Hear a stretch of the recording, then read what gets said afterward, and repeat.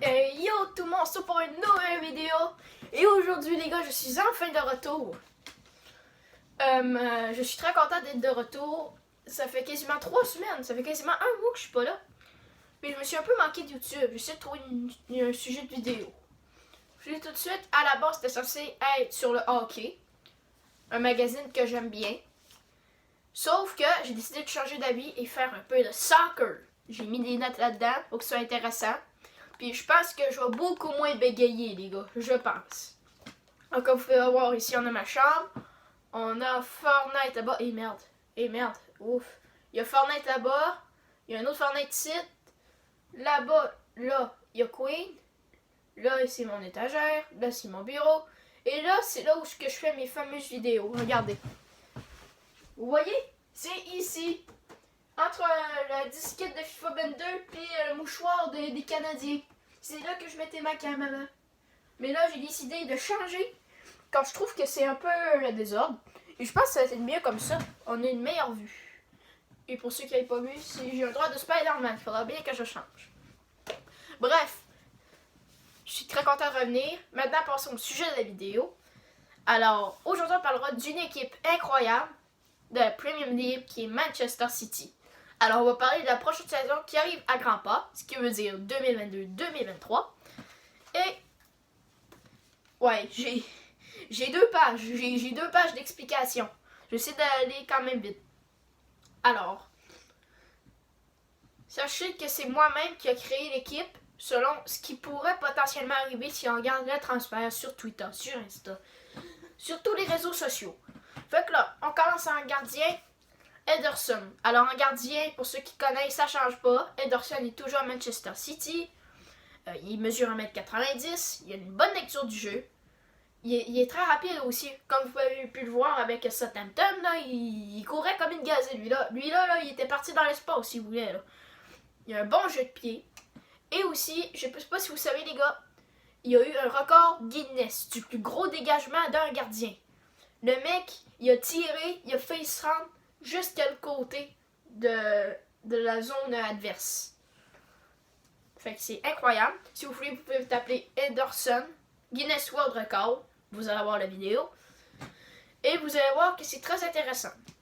Alors, c'est tout pour le gardien. En latéral gauche, on a le Portugais, Cancelo. Alors, il est très polyvalent sur le jeu. Il propose des solutions en hauteur, surtout comme on peut voir.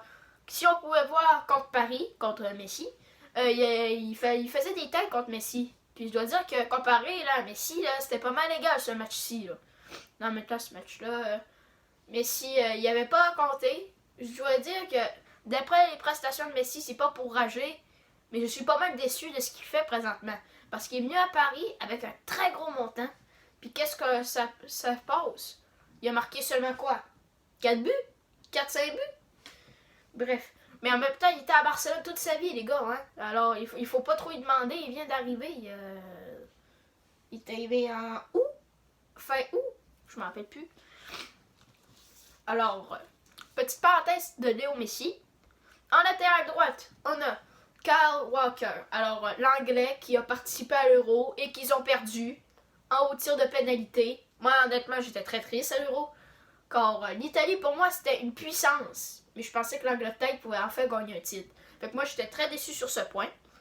Il y a beaucoup de vitesse. Il est surtout fort en 1 contre 1. Alors, comme on peut voir avec, comment? Papuati. Il a fait genre 14 ponts là, dans ce match-là contre lui. C'était vraiment une dinguerie. Ensuite, on a le Français Laporte, les gars. Il est solide. Il est agressif dans les airs. Comme vous pouvez voir, il fait des belles profondeurs. Et qui donne des options à ses coéquipiers pour essayer de marquer un but. Désolé, merde, mon nez coule, merde. Désolé. Merde. Ruben Dias, aussi un Portugais.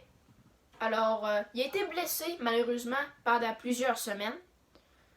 Mais il pourrait aussi remplacer par Koundé. Koundé, ceux qui ne le savent pas, il vient d'un club de la Liga, ok? Il est français. Puis, il est 83 jeunes sur FIFA 22. Puis, je dois dire, il commence à être bon, le maudit. À un moment donné, là, il va aller dans l'équipe de France. Là. Attendez. Oh, mais je suis con. Il est vraiment personne de l'équipe de France. Ça, je suis con. Laissez faire ce que j'ai dit, les gars. Mais en bref, c'est un très bon joueur. Rodri espagnol, il garde beaucoup le ballon, puis il défend en avançant. Ce qui, comme je vous donne un exemple, admettons, t'es là, ok? Là, tu fais comme si t'allais défendre au gauche, sauf que tu recules pas, tu fais ça comme ça. Tu défends comme ça. Après ça, on a De Bruyne qui va rester là. Honnêtement, De Bruyne, je l'aime tellement ce joueur-là. Là, il est remplacé par Gundogan qui peut sortir de la réserve, ce qui est impression. Ensuite, on a l'espagnol, pas l'espagnol, le portugais Bernardo Silva, qui est avec Ronaldo en attaque. Il a une bonne vision du jeu et il est très créatif. Il peut te faire des moves, il peut te faire un arc-en-ciel, le gars, là. Il va pas s'attarder dessus, là. Alors, Foden, un cadeau pour l'équipe. Si on regarde Pep Guardiola, désolé, un très grand manager de soccer et le manager de cette équipe, il est incroyable et il fait sa job. Et il est unique. Après ça, on va avoir en attaque Grealish. Oh merde, en milieu, je veux dire merde. Grealish. Mais aussi, il pourrait revenir Sterling. Mais Sterling, il a déçu beaucoup de monde car il s'est fait blesser. Et je dois dire, ces temps-ci, il est pas mal nul. Désolé, là, mais il est pas mal nul. Ensuite, on a Mahrez. Il va partir pour l'AC Milan. L'AC Milan est très intéressé. Mais peut-être qu'il va décider de rester avec Manchester. On ne sait pas. Et finalement, Haaland, dafa di la Haaland, recueilli que roche en longue tête, je me rappelle plus de tout. Un attaquant incroyable du Borussia Dortmund. Je l'adore tellement, les gars, c'est un de mes joueurs préférés. Je le compare à Kylian.